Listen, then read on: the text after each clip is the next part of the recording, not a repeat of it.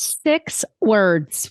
Behavior is determined by your consequences. This is just one of the gems that is shared today on episode 129 of the Autism Outreach Podcast. I am your host, Rose Griffin, and I had a fantastic time talking to Dr. Hank Schlinger Jr. He is just a positive, bright spot in the field, and he's written a really amazing parenting book that's called How to Build Good Behavior and Self-Esteem in Children. So we talk about his journey into the field. We talk about what are some problems that are facing parents, and then we also talk about reinforcement and how do we build good behavior and self-esteem in our children. And if you're not aware of his illustrious career, he received his PhD in psychology from Western Michigan University under the supervision of Jack Michael. He then completed a 2-year National Institutes of Health funded postdoctoral fellowship in behavioral pharmacology,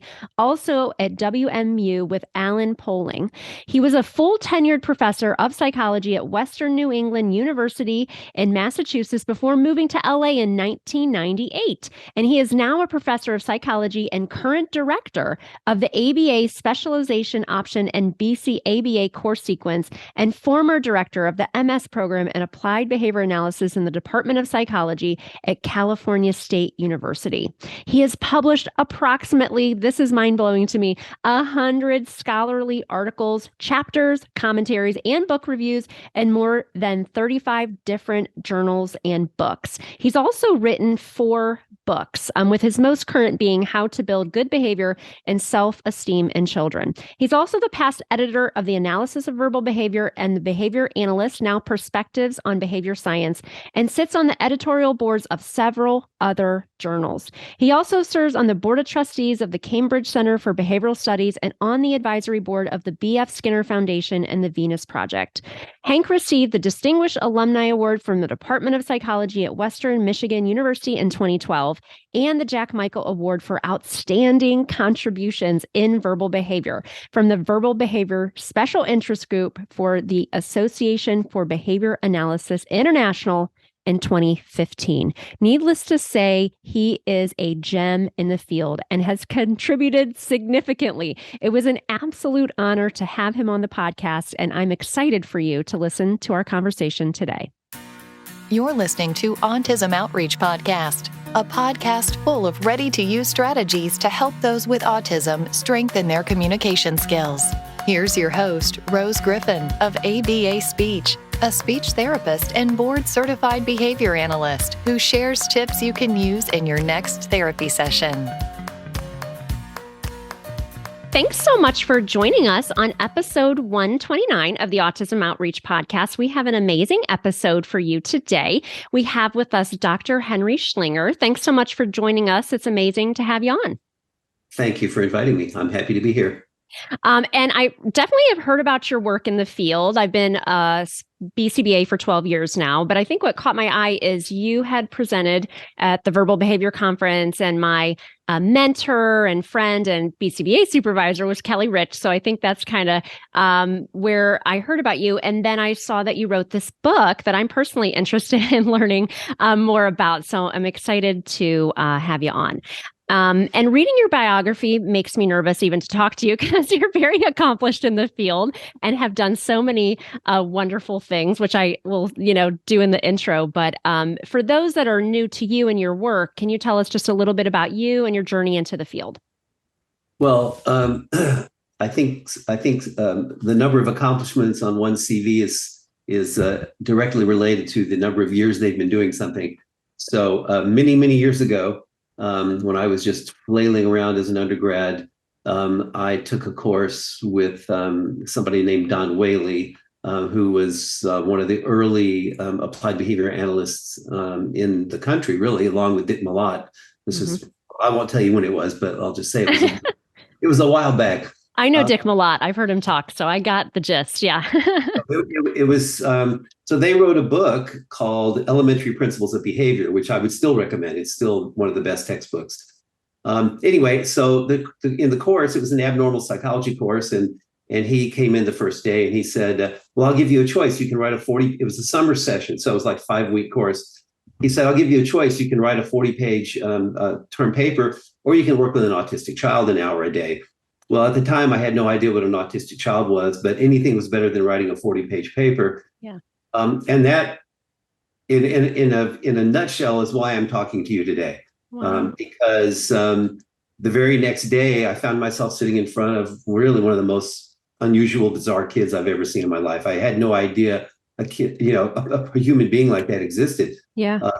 And this kid had no functional language, echolalic, both immediate and delayed echolalia, a lot of self-injurious behavior. I'd never seen a kid like that. Right. And so we were trained to do applied behavior analysis. And I was blown away. I saw immediate changes in this kid's behavior. And this was at a center-based program for kids. Back then there was no ASD; they were all classic autism, and that's what I wanted to do. I then started my own. I wouldn't call it an agency, but it was a program, sort of like the one where I was trained. It was a center-based program at Southern Methodist University in Dallas, and at some point in time, I found myself explaining the program to undergraduate students who would be working with the kids, and I said to myself, Schlinger, you're teaching. This is teaching. And I never thought I would be a teacher. I hated teachers. I hated school. And I'm like, this is teaching, and you love it. Right. So that's, I at that point, I just zeroed in on getting my degrees and studying behavior analysis and becoming an academician. That's amazing. And I love how you talk about, sometimes, I've worked and held positions at the Cleveland Clinic, now called Learner's School, but it was a school for students who, in essence, that was their least restrictive environment, and they engaged in behavioral barriers that were very unsafe. And I think for some speech therapists listening, they may not realize how intense problem behavior can be. And I think that's really what fueled my fire to become a BCBA, is working in a setting like that. I would always say, these kids are not hopping, skipping, and jumping over to therapy, right? Because they probably had these learning histories because they were older. And just seeing the growth and helping an 18-year-old learn how to communicate for the first time really kind of lights that passion. So I can tell that. That's really cool. Well, these were young, most of them were young kids. Yeah. And at the time, the definition of autism was ambiguous and vague. And it included behavioral problems. But of course, we now know that that's not a part of the definition of autism. Any kids, all kinds of kids have behavioral problems. Right. And they all have the behavioral problems for the same reasons. That is, they're the same causes. Mm-hmm. It's just parents who have kids who have certain disabilities feel like they need to sort of tiptoe around their kids and be more gentle and be more indulgent. And that leads oftentimes to behavioral issues. Right. Where things get really wonky. Yeah. And hard, and really hard at home. Yeah. And I think that's too, I've worked with parents who are they're almost like prisoners in their homes where they can't leave. They feel like they can't leave. They can't go in the community. They can't have a babysitter come over. And I think for some professionals out there, they don't realize the magnitude of what people are dealing with and just how small your world can be, especially if it's an older learner and it's unsafe. And but I realize all that. And so, I appreciate all your work. But I'm having you on the podcast today for something different, because you wrote a book, which is really exciting. And it really kind of captured me, because I do have 3 kids, 12, 9, and 7. And the title of your book is How to Build Good Behavior and Self-Esteem in Children. And I just always, my parents, I was one of 4, and I always felt like I had, maybe this is why I have an online business, because I don't care what people think of me, but you have to have a really thick skin, right? Especially now, saying that I love ABA and all that. But I just always had a really high self-esteem, and I don't know what my parents did, but I'm excited for you to share some of the things from your book. But I always just thought my parents were very complimentary, but they definitely had boundaries, but they weren't helicopter parents, not like now. They weren't planning play dates for me and all the things that I'm getting into in suburbia. But I'm just wondering, what really inspired you to write this book? Well, for years, I've been teaching courses on child development from a behavior analytic perspective. And I've taught parenting courses. In some of those courses, I had students do behavior change projects. And many of the students in the class were parents, and they did them with their kids.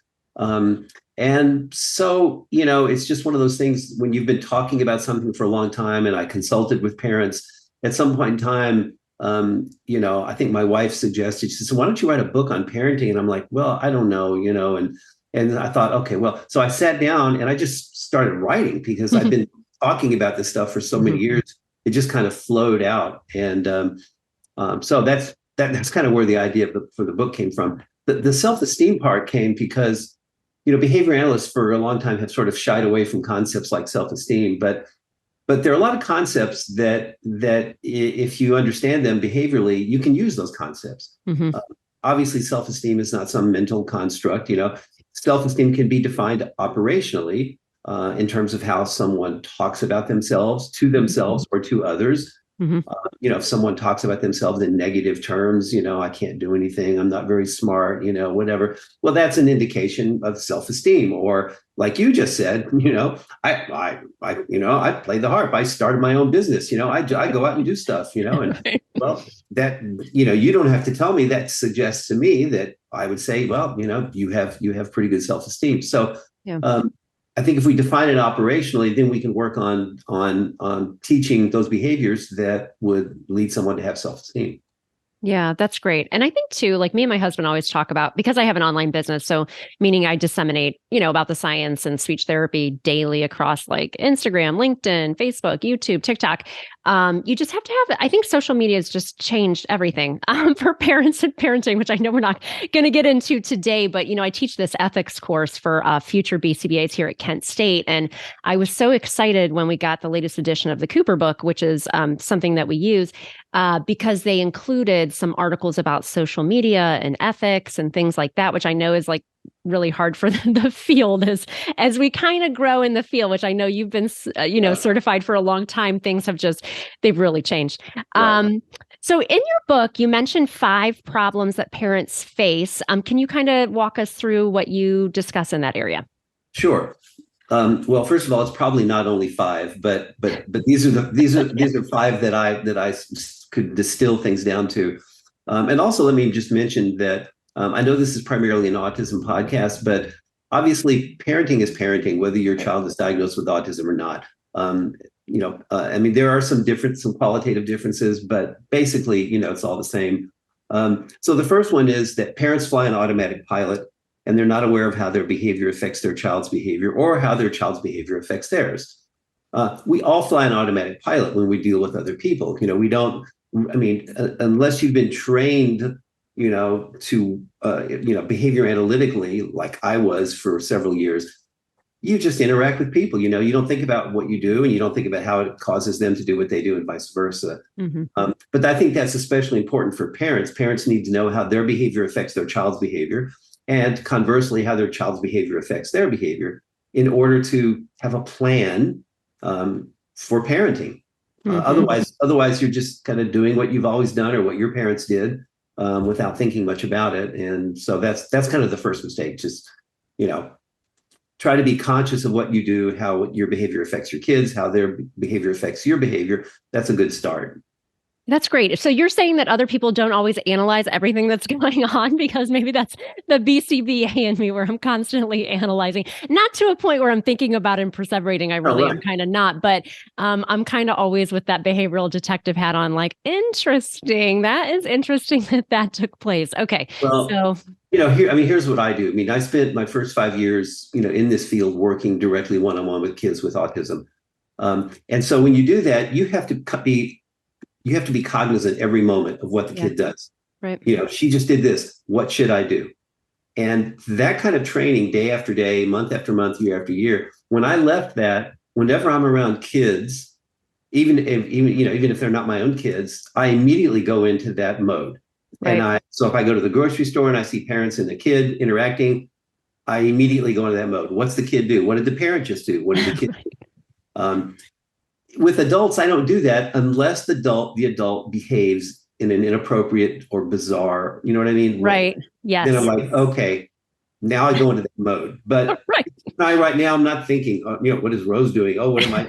Because that'll drive me crazy. Right. Absolutely. Yes. So the second problem And this is a problem not just with parents and kids, it's a problem with people. And it is, parents think that just telling your kids how to behave will get them to behave. Like, go clean your room. Why didn't she do what I said? Right. Take your plate into the kitchen. Why didn't he take his plate into the kitchen? I told him to take his plate into the kitchen. And then they're perplexed that, I told him what to do, but he didn't do it. Why didn't he do it? Of course, the answer is, that's not how you get people to behave. At least that's not all that you need to get people to behave. Right. So, without consequences, you can tell people till you're blue in the face what to do, whether they're kids or adults. Yeah, that's a good point. You're reminding me, like, I had this one, I don't really believe in resolutions, New Year's resolutions, because I'm kind of always goal setting, right? In my mind, like, I don't even write it down anymore. I'm just kind of always like, I need to do this, different areas of my life. But my life plan for my kids, because now I'm working from home for my business, I am doing all the dishes for my family, which is a lot to do. And I said, okay, our family resolution is that you're going to rinse your dish and put it on the right side of the sink. But you know what? At first, this is so treatment drift, maybe I'm using the wrong term, but it's like at first everybody was good at that because I was probably reinforcing or noting if they didn't do it. But I've completely let that go. And you're just reminding me I need to get back to that. Yeah. Well, I ever since my son was born, and he's now 12 and a half, I've used the pre-MEC principle. I use the pre-MEC principle constantly with him. Right. Because it's cheap, it's easy, and it's plentiful. Yes. Because your kids always want to do something, and much of the time there's something you want them to do that's not the same. Right. So, I'll say to my son, you want to have some time on your iPad? You got to do your violin practice. He does it. Okay, you get 15 minutes. I control the iPad. Right. And, did you do your homework? No. Well, then you can't get on your iPad, or you can't, do with it. You have to do that first. And so when I tell him to do something like, I want you to do your homework, if he doesn't do it, he doesn't get his iPad. And so, he's learned that to do what I ask him to do. Right. Much of the time, not all the time, right. Much of the time. Right. Yes. Good point. Good point. Okay. So the third one is parents teach their children to be the boss. Okay. I give a couple of examples in the book. Here's just one. It's just so trivial, but it's just so perfect. When my son was in kindergarten, we took him to school, and one of his classmates was brought to school by her mother, and she brought her 2-year-old along. Okay. And the 2-year-old had her shoes on the wrong feet. And another mother looked at her and she said, I don't know if you know this, but your daughter has her shoes on the wrong feet. And the mother said, yeah, I know, I told her, but she insisted. And I'm like, excuse me? She's 2 years old. She what? She insisted. Right. Now, does it matter that the 2-year-old wore her shoes on the wrong feet one time? Yeah. But that's an indication of how parents, well, I told her, but she, what, excuse me? And then, of course, in the book, it's like, who's the boss? Right. Who's the boss here? Right. And parents frequently allow their kids to be the boss, Yeah. And the shoe thing is a trivial example, but there are other examples that are much more significant and important that require intervention sometimes. So yeah, no, because I think it can just be, it's a boundary issue. I'm thinking in my own life, I'm like, oh yeah, these are things that come up, and sometimes it's like, do you want to pick that battle? But in general, that makes a lot of sense, because sometimes, I think that's the thing about parenting in life. Like sometimes you just have to do things like going to the doctor or getting shots, or some of these, like going to the dentist, like these things that you just can't get out of. So having some kind of framework and behavioral control is always a plus. Yes. Right, but I think the thing is, if you let the kid insist, if you let them get their way on things like that, then that reinforces that behavior. Right. And it reinforces the general class of behaviors of insisting, demanding, negotiating, all that kind of stuff. And that can get out of control. You can allow it sometimes, but you have to be, vigilant, make sure that, it's not becoming this whole kind of strategy that you're teaching your kids to engage in. Yeah, good thought. Like that one. Okay, the most important one is number 4. I don't know. I probably should have listed them in terms of importance, but most important one is that parents ignore good behavior and they reinforce bad behavior. Yeah. what I tell parents when I consult with them or when I talk to students, I'm like, the first thing you need to do when you have a kid is you need to notice all the behaviors that you want to see. Right. Someone else has called it catch them being good. Yes. Notice all the, and don't just assume that they're supposed to do those behaviors just because of something. Because my mother used to say to me, used to say, you should want to learn for its own sake. Well, not when you're 7 years old or 6 years old. No. Maybe when you're in college, maybe. Yes, right. So notice all the behaviors that you want to see your kid engage in and do something about it. You don't have to always praise them or give them, food or whatever. You can just talk to them, interact with them. Right. You see this frequently with parents who are out in public. Parents, especially parents, I see parents pushing their kids in strollers. And what are the parents doing? They're on the phone, right? While their kids in the stroller facing out from them. So they can't even see the parent. Or you see the parent in the car with the kid and the parent's on the phone and the kid's in the back seat. Or the parent at the grocery store with their, pushing the kid's walking nicely and quietly. But the parent's not talking to them or interacting with them until something bad happens, right? Until something gets knocked over or the kid whines or something, that's when the parent pays attention. Well, that's the opposite of the way it should be, right? And if you catch them being good and pay attention to them and interact and talk with them like you should do, because that's what kind of part of the job of being a parent, right? When they're being good, when they're doing what you want them to do, well, you won't have to really worry much about the other times because there won't be that many of them. It's the differential reinforcement of alternative behavior before it becomes alternative behavior, Yeah. Yeah. And that's like that idea of catch them being good. That's definitely something I learned at the learner's school at the Cleveland Clinic. Is I had just never thought about that, like reinforcing things, but I do try to do that with my own kids. Or, something that was funny. I can't remember where I learned this. I think with Kelly Rich, in some of the trainings, it's like before you give a direction, even for my husband, I don't want to, my husband's name is Patrick. I don't want to like every time I say Patrick for him to think I'm going to be like, can you take the trash out? Hey, Patrick, can you do this for the kids? Like this is, as BCBAs, we talk about these things, but I never really analyzed that as a speech language pathologist, that even like if we're working with kids or with our own families, we want to sometimes be like, hey, honey, like, let's watch this show now. Or, we don't always want it to be tied to some kind of directive or like a worsening set of conditions or something like that, because then people are going to be like, I'm not listening to you now. You know what I mean? Like, I can't hear you. Yeah. Well, I think you've brought up a good point a couple of times, and let me just see if I can crystallize it here, and that is, think about your behavior and how your behavior affects anyone else's behavior, not just your kids, but your spouse, your friends, whatever, your boss, your employees. Don't just fly on automatic pilot, because that gets a lot of people into trouble. And then they don't understand why doesn't she like me? Why did he, yell at me? You have no clue.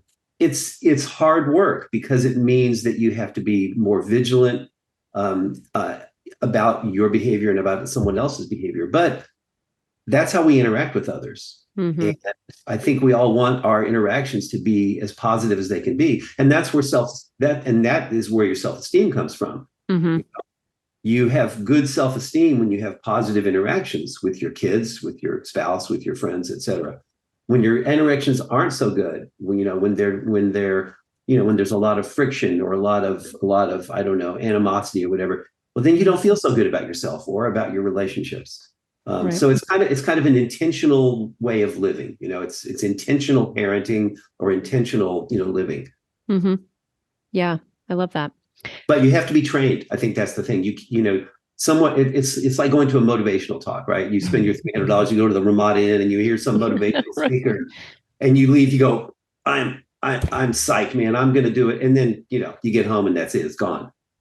So it's something that takes practice. And it probably has a lot to do with the way you were brought up. Like, I had a great childhood, but my dad was Italian, so there was like definitely a short fuse situation going there. And what's funny is like I never ever dated anyone seriously that was Italian. Like everybody I dated was kind of like, very relaxed and Yeah. very chill. Cause I'm actually I'm a speech therapist and a BCBA, and I'm extremely type A, right? Like, and I just always dated people that were extremely chill. And I think that's like who I want to be. You know what I mean? Like, but I think you probably, when you come to parenting, you probably are bringing kind of like your learning history of like how you were brought up. So I'm extremely calm with my kids, and I really don't yell and things like that, but I probably analyze all those things. And I did have a really amazing childhood, but I just, I'm not as passionate as like, maybe some other Italian mothers and things. And I'm generalizing here, but it probably does have a lot to do with like how you were raised too. Do you think that impacts how you're raising Yeah. your own kids? Oh, yeah. And I'll tell you something else about that. That's a good point, because no matter how intentional your parenting is, no matter how good a behavior analyst you are, you can't do it every second of every day. Right. And so what happens is your kids watch you and they listen to you. Mm-hmm. And there's seriously not much you can do about this. They learn your best traits and they learn your worst traits. Mm-hmm. And you don't know that until you actually see them doing your worst behaviors. Right. Like me in the car, you and I, Rose, would get along well because I'm type 2. Yeah. So me in the car on the LA freeways. I mean, I yell at drivers and I tell, and whatever. Right. My kid's in the back seat in his, in his car seat, whatever. And then, he's 3 or 4 or 5 years old and I hear him going, "Move over, tell that person." I'm like, oh boy. Right. Oh no. It's too late. He's already become me. Right. So that's that one. The last one is parents think that the kid they get is just the luck of the draw. Sometimes you get a good kid and sometimes you don't get such a good kid. Our kid is extremely well behaved. He's very talented, very accomplished. People are amazed by him and they're like, "You're so lucky." And you know what my answer is?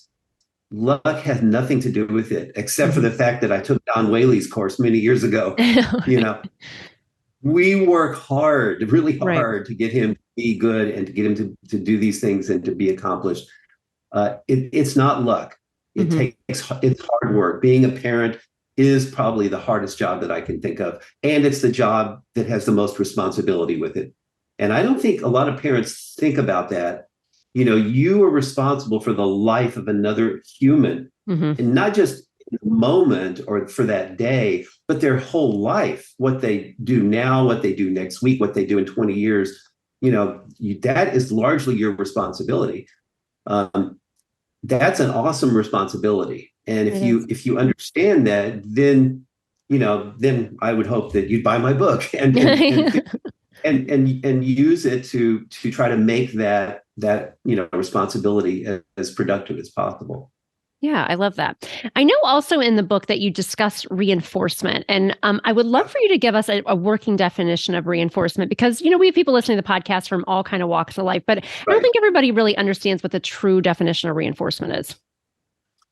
Well, I'm going to give you the technical definition that I use, and then I'll because I think it's important. You can water down a definition, but then it becomes watered down. Mm-hmm. So the definition I use is reinforcement refers to a process.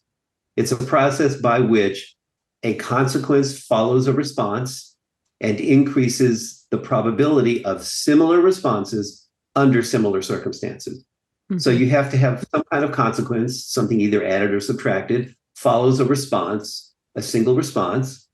And the effect of that is to increase not that response, because that one's gone, that one's history, but other responses that are similar. When? Well, only under circumstances that were like those present when the response, was reinforced. Mm-hmm. So let's say that a child, I don't know, asks for a cookie. Mm-hmm. She's cookie deprived, if there is such. Right. I mean, we're probably always cookie deprived, but let's say she's cookie deprived. And her parent comes into the room and she asks for a cookie nicely. Okay. "May I have a cookie, please?" And the parent says, "Sure," and gives her a cookie. So the question is, what is the effect of getting the cookie on the behavior of asking for a cookie? And you don't know until you look for the next opportunity where that behavior could occur. Mm-hmm. You can suspect that it would be a reinforcer, but it would be a mistake to conclude it was until you actually know. Right. And so the next time she's cookie deprived, which might be 2 minutes from now, or it might be tomorrow, the next time she's cookie deprived and you're there, if she asks for a cookie again, well, that pretty much tells you that it was reinforced. The second time she asks for a cookie, it's not exactly the same as the first time, right? Mm-hmm. There's similar responses under similar circumstances.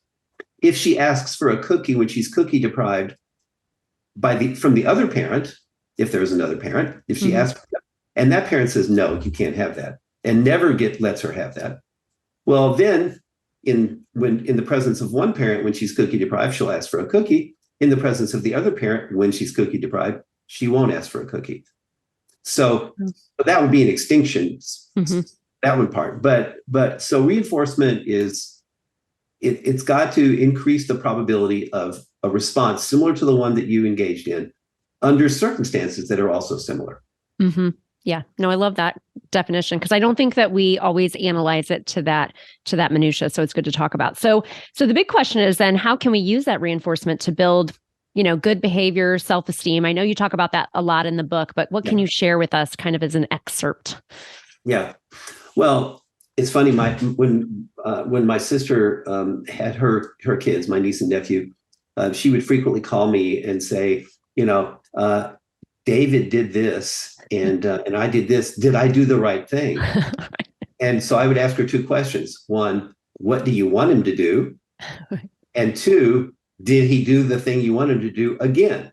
Because I can't tell you if what you did was the right thing. Only his behavior can tell you if what you did was the right thing. And so that tells you that it was reinforcement. I mean, you don't really need to know the technical definition. You just need to know, is your kid going to do it again under the same circumstances? Right. And if so, then that's reinforcement, usually positive reinforcement. I mean, we want to try to shy away from negative reinforcement, because in order to use negative reinforcement, you've got to make things unpleasant in order to remove the unpleasantness. Right. You have to nag and nag and nag your kid. And then when they finally clean their room, you take away the nagging. But in that circumstance, how does your kid feel about you? Not very good. How do you feel about yourself and your kid? Not very good. So the self-esteem there is pretty much shot. Okay. But if you say to your child, can you clean your room, please? And if you do so, then you can have an extra 15 minutes of TV or whatever. And your kid says, okay, I'll do that. And then she does it. And then you let her have the extra TV or, whatever she wants. You're like, oh, that's cool. I feel good about myself. I'm good. I'm a good parent. And I feel good about my child because, she did what I asked her to do. So I think that, without necessarily going through life trying to analyze things with a technical definition of reinforcement, if you just look to see, does your kid do what you want him to do the next time after you did something? Right. Then I'd say it worked. If they don't, then you got to reevaluate and figure out something else to do. I tell my students 6 words that if you know these 6 words, they'll be the most important 6 words you'll ever know. Okay. Behavior is determined by its consequences. Yeah. It's not determined by your free will or by luck or by the positioning of the planets. It's determined by its consequences. If you understand that thoroughly, then you'll be in much better control of your life and the life of people around you. And assuming that you're a good person, which I assume most people are, then you'll have good consequences and you'll feel better about yourself and about the people around you, especially your kids. Yeah, I love that. It's kind of just like a really good framework for, the idea is just, having this positive type of home, having these boundaries, utilizing reinforcement proactively so that then that does lend itself to having that better self-esteem. So, and it also minimizes the amount or the number of inappropriate or undesirable or bad behaviors that you'll have to deal with. Because you only have a certain number of behaviors in your repertoire. We'll call it 100%. If you positively reinforce, 80% of those behaviors, well, then you don't have that many behaviors that you're not going to be happy with. And, I've seen so many parents with kids who just engage in such bad misbehavior so much of the time. The parents don't like their kids. How can you like a kid who behaves that way? Right. And the kids don't like the parents because the kids don't like themselves. They don't like to behave that way. When you see a kid tantruming in a grocery store and the parent gives them candy or whatever, that kid's not a happy kid. That kid doesn't have good self-esteem. Right. So I think it's all part of this kind of plan of intentional parenting, Mm-hmm. being good. Think about what you want to see in your kids. Make sure you consequate it, provide consequences that are positive, feel good, and work to increase the behavior. And the rest will fall into place. Yeah, I love that. Great information. Wonderful. Can you tell us where to find out more about you and your work and your book? Your book is available on Amazon, correct?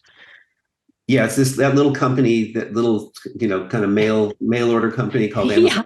Oh, yeah. I think I've heard of that. Oh, wait, they're at the door. Yeah, that's right. That's right. Yes, it's available on Amazon.com. Well, as far as learning about me, they can. I have a website for the book. I'm not very good at keeping it up. I should probably hire you, Rose, to keep up my website. I think you might do a better job. It's www.buildgoodbehavior.com. But I'm also, if someone wants to contact me, they can also, I'm all over the internet. They can find my email address at Cal State, Los Angeles, or through the buildgoodbehavior.com website. Wonderful. Awesome. Well, thank you so much for coming on. It was just really great to connect, and it sounds like such a wonderful book. Thank you, Rose. I enjoyed meeting you and talking with you. Thanks for listening to Autism Outreach. If you enjoyed the show today, make sure to subscribe so you don't miss an episode full of actionable strategies you can use in your therapy room. Write a review too. That would mean so much to me. I always love hearing from you. Have a specific topic that you want included on a future show? Reach out over on Instagram, ABA Speech by Rose, or visit me at www.abaspeech.org.